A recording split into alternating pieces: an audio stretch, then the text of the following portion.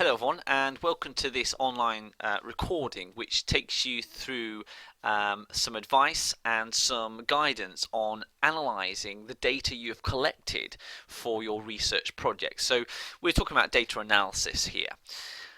Now, the main aim of the lecture is to look at how to analyse two different sets of data. We've got qualitative data and we've got quantitative data. Qualitative data is data that you've collected which is more the spoken word, and quantitative data is figures, basically numbers that you've collected. So we'll be looking at giving you some guidance, some insight into the different techniques and how you can look at this data to understand what it means. Remember that data you've collected doesn't mean anything until you've analysed it. So data analysis is basically one of the things you do after you've collected your data. You collect the data, you then analyse the data using some techniques that we're going to look through today. And once you've analysed the data, what you're trying to look for is you're trying to look at what it means, what that data means, what's the intelligence from the data that you've gathered. The data means nothing until you've analysed it. Okay, once you've analysed it, you can understand what it means, and then once you understand what you think it means, how does that relate back to your literature review? How does it relate to what other people have said in your topic area? Is it different? Is it the same? Is there contradictions? What is it? So we've collected the data. We're now looking at techniques to analyze the data in order to come up with some intelligence to understand what it means. And then once we understand what we think it means, we can then compare it to what other people in our topic area have been talking about. So we'll start with qualitative data. Now, qualitative data is basically thoughts, feelings, people's spoken word, open responses, open questions, responses to interviews. If you're doing things like interviews, obviously you've transcribed them, you've recorded them, you've typed them up into a transcript, which you would then put as an appendix. So we're talking about basically words, feelings, emotions, not numbers here. That's what qualitative data is. It's meaning expressed in words. There's no figures. There's no numbers. That's the important thing. You may have a project that has qualitative data, words and feelings and meaning and emotions, but you also might have numbers in it as well. So you'll need to look at both sides of the coin when you're looking at the analysis of the data. But we'll consider the analysis of qualitative data to start with.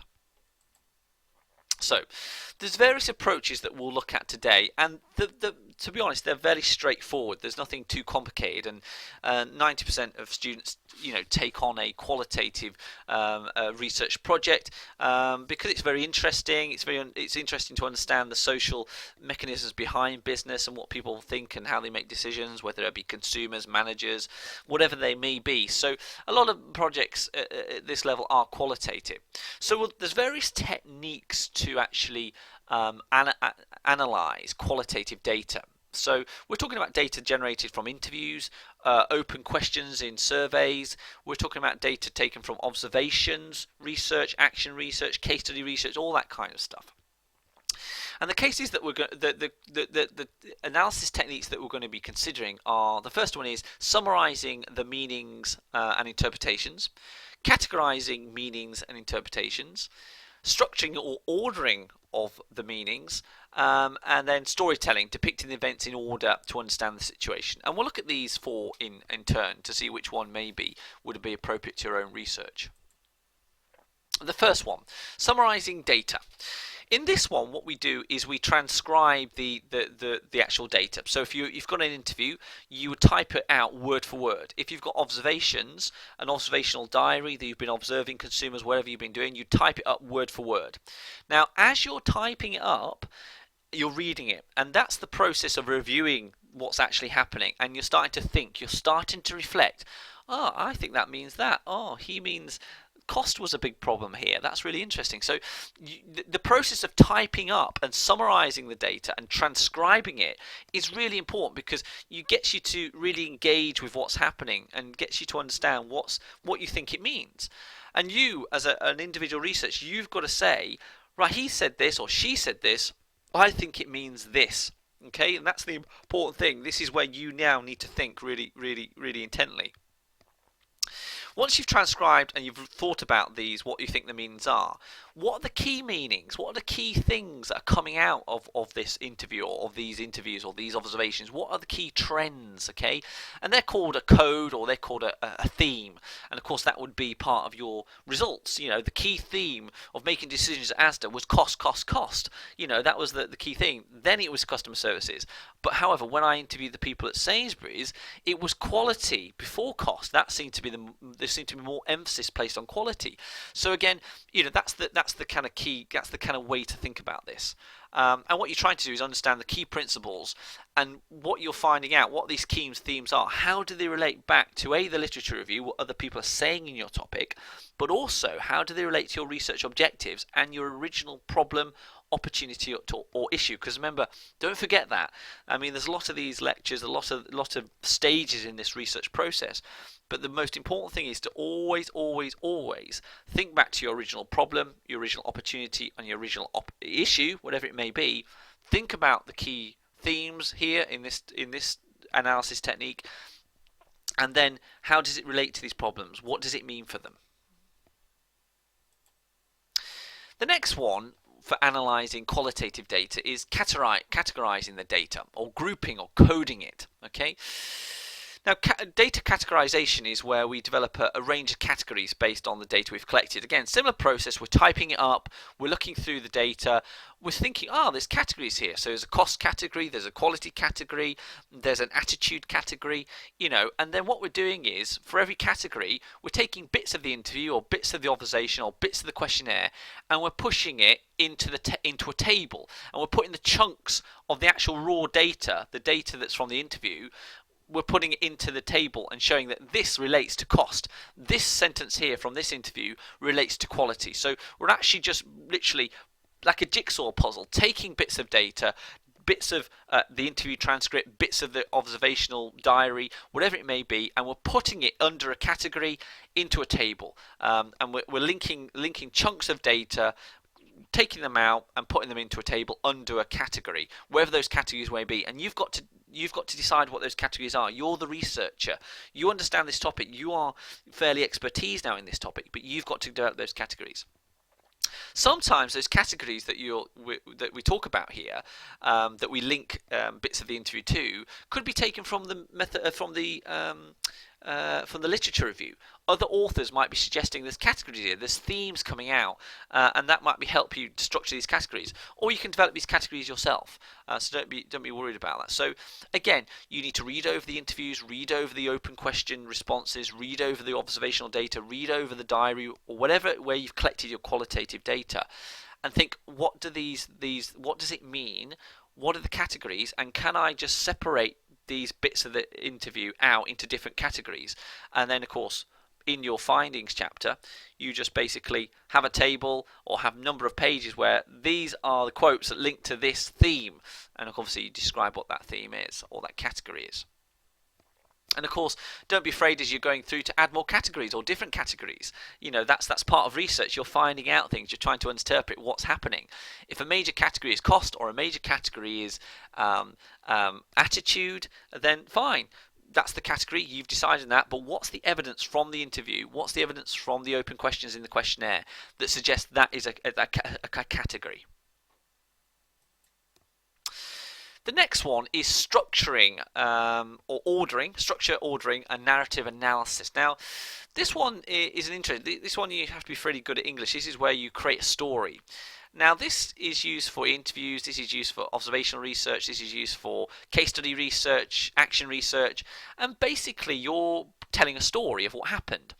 Could be quite useful for case study research because, especially when you're studying maybe extreme cases like Blockbuster or HMV where there's been a problem with the company and trying to work out what happened. So you're telling a story in chronological order, and in that story there could be little interviews with people. You know, you're telling a story what happened. So it's really useful for action research, really useful for case study research, and really useful for kind of interview research, this one. So we're creating a story, we structure the data in chronological order mainly, and we're just telling what happened, where it happened, who it happened, what events happened. We could have a timeline, for example, and of course, what was the final outcome. And again, really flexible. Don't be afraid. Don't think you have to be really rigid with these data analysis techniques for qualitative data.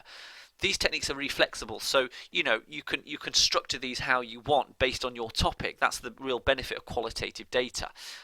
So again, structuring, making a story, and telling a story from in chronological order, what actually happened, when it happened, who did what, and why did they do it. That's what we're trying to do in a story-based fashion. So there's some insight into some qualitative data analysis techniques. Again, if you have got qualitative data, what I'd like you to do is think about those techniques that I've been talking about. Spend maybe 5 to 10 minutes just pausing the recording. Think about which technique would be useful and how you would go about doing it, and maybe when you're going to go about doing it, because time might be short. So take some time. You might want to pause now. You might want to go over and read the textbook. Any good textbook on research methods will give you some analysis and give you some further detail of qualitative analysis techniques. Don't think this lecture is going to give you in and out. You must go and do some extra reading here. That's the studying element of the course. So think about which one would be more appropriate. Which one could you use?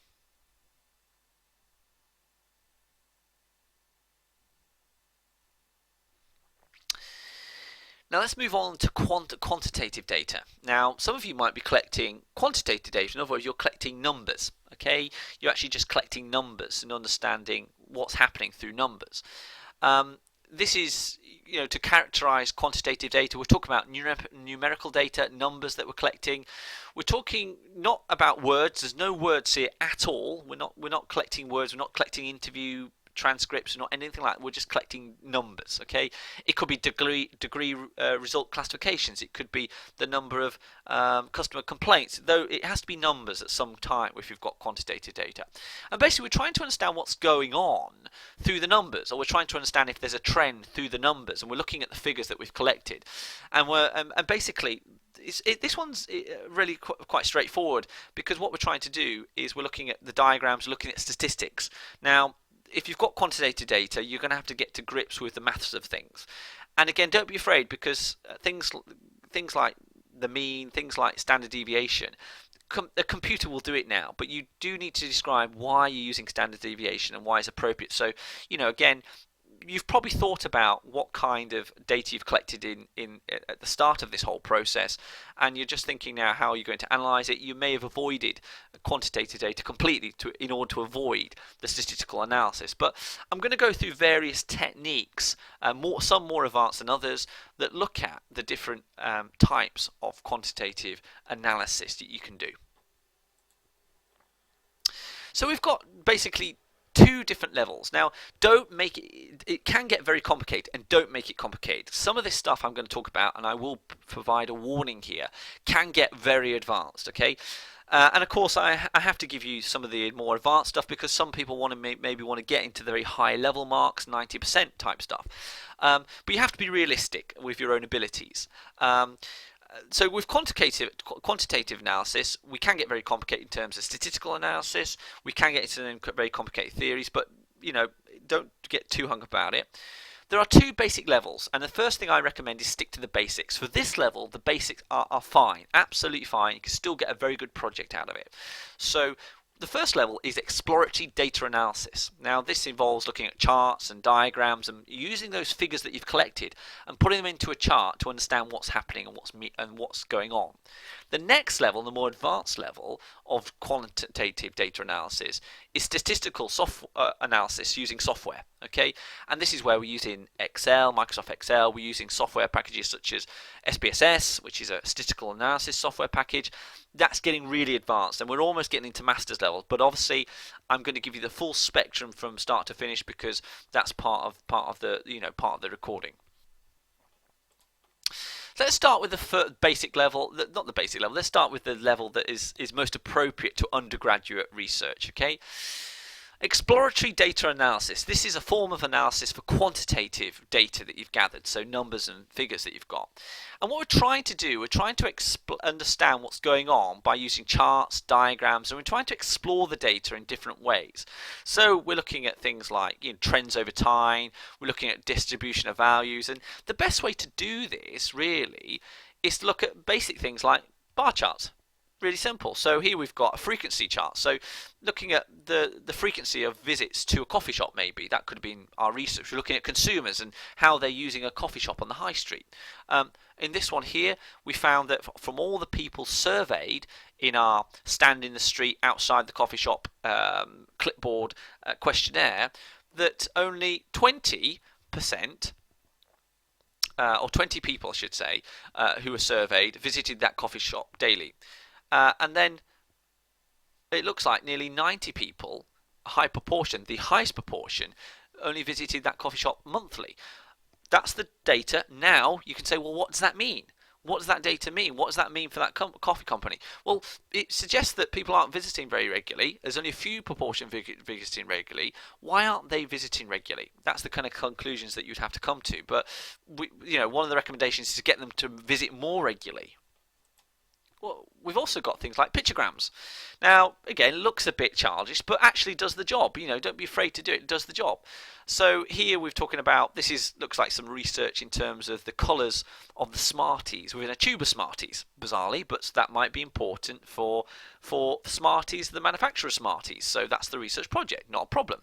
Remember, no right or wrong answer in terms of research as long as it's justifiable. So here, in a pack of Smarties, it looks like we've got the most of the Smarties, the colour of the Smarties are going to be yellow. Quite simple, dead easy. But again, a tool that we can use to try and understand the numbers that we've got in a simplistic manner. We could use pie graphs, we could put percentages to pie graphs. Again, Excel, really good at that. And I hope at this level, most of you are very good at using Excel. Should be at this level, not a problem. So again, this one we've got student grades. So we're looking at the differences in student grades from a final year, maybe. Not a problem. There should be a legend there, because it doesn't make sense otherwise. So just be careful on that. Line graphs again, number of magazines. When they're being sold, it looks like the peak for magazines is on a Thursday. Great for a magazine. Companies producing magazines. So we then need to know when we need to print more magazines for in the week. Great, business-like implications. Not a problem. Another bar chart. Again, this one's about customer spending in a supermarket in the per visit. Looks like the most that's spent is around about 40 to 60 pounds, and of course that's against the frequency, the number of customers that are coming. So it's showing that the majority of customers that are visiting that supermarket are spending 40 to 50 pounds. Fine, very few are spending 160 to 180, and of course it kind of peaks at that 50 pound mark. So that's fine, not a problem. That's the research. What do we need to do with that? Well, we need to maybe try and get people to spend a little more. One of the recommendations from this could be, well, let's give them 10% off if they spend £70, in the hope that we're shifting the majority of customers up a little bit, and of course having an impact on profitability and sales for this particular supermarket. Another pictogram, worldwide sales for Harley Davidson by year. Fine. Again, not a problem, just another way of putting the data. So you can see here that they're peaking sales in 2006. But why was that? Why was the peaking sales in 2006? We've also got a problem that 2010 is one of the lowest years. So, we need to have some recommendations to look at their strategy, perhaps. Line graphs, trends in ice cream sales. Again, simple Excel stuff, but displays the data that we're looking at. And again, he's looking at, this is over a period of a year. You can see this is quite clearly peaks in the summer months, and then little troughs in the winter. Well, what can we do with ice cream in the winter? Well, can we rebrand it? Can we repackage it for the Christmas market to give us that peak again? Because that obviously has operational implications. So again, really, really simple stuff, but it breaks the data down. It lets you look at it from different angles and lets you try to understand and interpret what it means and actually what recommendations we can then make from it. Now let's go to the more advanced level. This is some of you might want to attempt this. This is statistical analysis. Now at this level, try to do some basic analysis. So what's the averages? What's the mean? What's the mode? What's the median? Remember, the mean's the average. The mode is the figure that most occurs. The median is the middle figure in the set of figures. Okay, put in order. So what's that? What does that mean? Is the average high? Is the average low? How does it compare to the competitors, or how does it compare to other consumers? Standard deviation. Standard deviation, just to remind you, is how much variation or spread there is from the average. Is it quite a wide spread, or is it very clustered around the average? So what's that about? Easy computation you can do in Excel. You've got decile analysis. Now, this is very simple again. Basically, you take the data, you divide it into 10 equal parts, and you look at each of those 10 equal parts and see what's going on in each. What's the top equal part? What's the top 10th look at compared to the bottom 10th? What's the changes in the different deciles?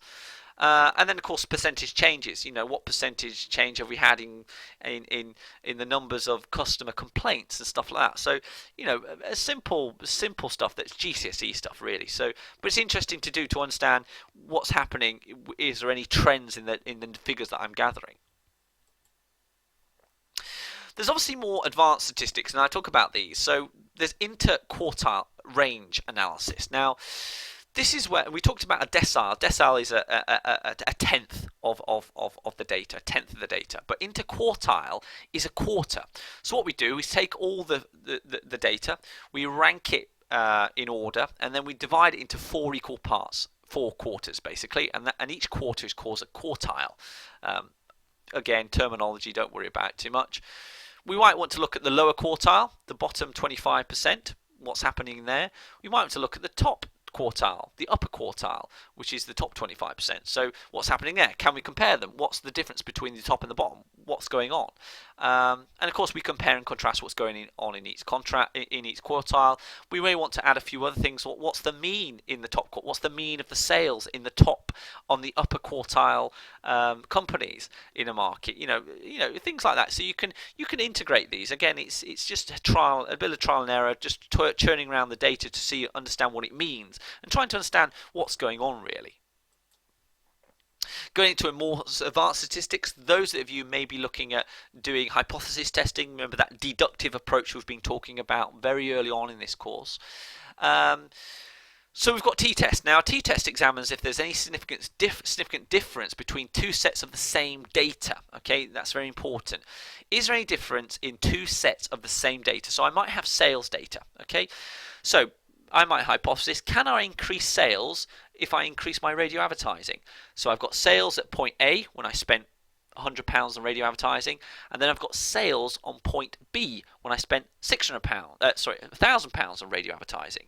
The 2 sets of sales data I can do t-test on to work out if there's a difference between them. Obviously, the difference I'm thinking between them is due to the increase in spending on the radio advertising. So a t-test helps us prove if there's been a change in the figures. Now, so there's been a change in sales figures, there's been a change in complaint figures. It helps us understand whether it has happened, and there's been a change, and that change is statistically significant. So t-test might be something you use if you're having a hypothesis. Bear in mind, when you do a t-test, it must be on the same type of data. Sales data and sales data, not sales data and radio advertising spend data. Okay. ANOVA is very much like t-test. Okay. And ANOVA is where we are looking to see if there's a difference or there's been a significant change in data, in figures. And we've got 3 or more sets. Remember, t-test is 2 sets. One set sales data and sales data. Here we've got 3 sets, so we might have sales data, sales data, sales data. 3 sets of sales data where we've done 3 changes to help increase the sales. And ANOVA, again, this can be done through online software, statistical packages. You don't have to physically do the calculations, but you do need to understand what the actual statistical analysis tool's about. Here, we've got 3 sets of the same data, and we're trying to work out whether there's been a change in the data. So we might have sales in 2001, sales in 2002, sales in 2004, and we're looking at those changes, if there's been a change in the data and it's statistically significant. The reasons for that we need to interpret, but we need to work out whether there has been a statistically significant change in the data. Quite advanced. I would say it's pushing towards master's level, so don't worry too much about it. T-test is far enough for this level. Now, The ANOVA and the t-test were about the same sets of data, remember, okay, looking at whether there's a difference in two sets of data, but they were the same type of data, sales data and sales data, for example. Now, what if I've got two different types of data? I've got sales data and I've got customer complaint data, the number of customer complaints logged each month. Well, this time you'd use Spearman's rank, okay? Spearman's rank looks if there's a relationship between two types of data, okay? So, for example, if I'm a drinks manufacturer, I've got temperatures around the year, obviously increasing, decreasing. Obviously, a quantitative, it's a number, okay, temperature. I want to know if that has an effect on my sales of Red Bull. Okay, now sales, again, figures. So two different types of data. Temperature is one type of data. Red Bull sales is another type of data. If we've got two types of data and we're trying to work out if one thing has an impact on another, we use Spearman's rank. Okay, and again, you don't need to physically do the calculation, but get some software. Find an online system that will do it for you. But you need to understand what it's trying to do for you. That's the key, because you need to describe this in your methodology. So again, you could have a hypothesis. Again, this is very much deductive research where you're testing a hypothesis. In this case, the hypothesis could be if the temperature, if the temperature increases, does the sales of Red Bull increase? I've got two sets of different types of data. Therefore, I use Spearman's rank. Now, one of the disadvantages of Spearman's rank is that although it might tell you the result of the calculation, might tell you that actually there is a relationship between temperature and sales of Red Bull, it doesn't tell you how strong that relationship is, how much an effect it has. It just says, yes, there is a relationship.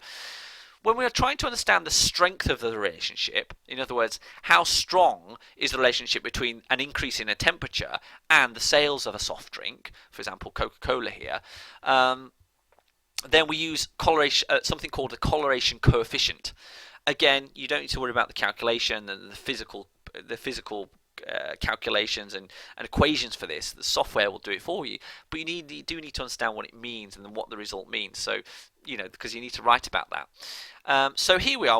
What we're trying to do. We know there's a relationship between temperature and sales because that's what Spearman's rank found out for us. But I don't know the strength of the relationship. I don't know how strong it is, how much an effect temperature has on my sales. And when we're trying to find out something like that, we're looking for we use correlation coefficient. And here we're trying to understand the strength of that relationship.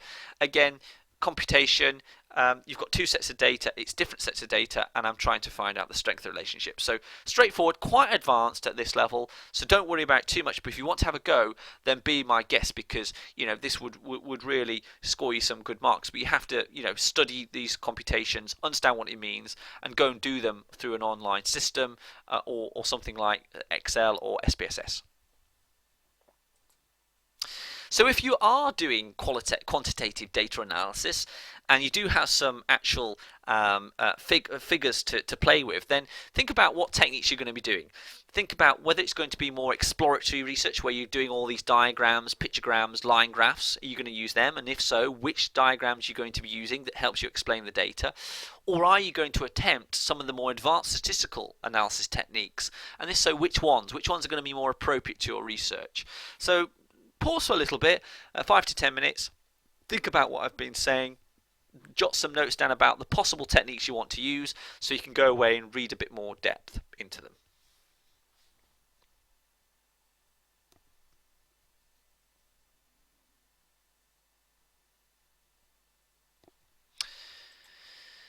And I hope that's been quite helpful. It gives you some guidance on the different kind of techniques that you can use for your research project. Again, this is giving you some guidance, giving you some insight.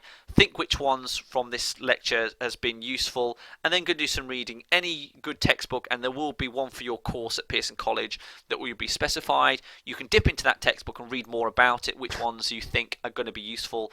I advise you to go and do that because data analysis is really important because it helps you understand what your data means, and that's really important because you need to come to some conclusions and recommendations at the end of your research project. Hope it's been useful, and thank you very much for listening.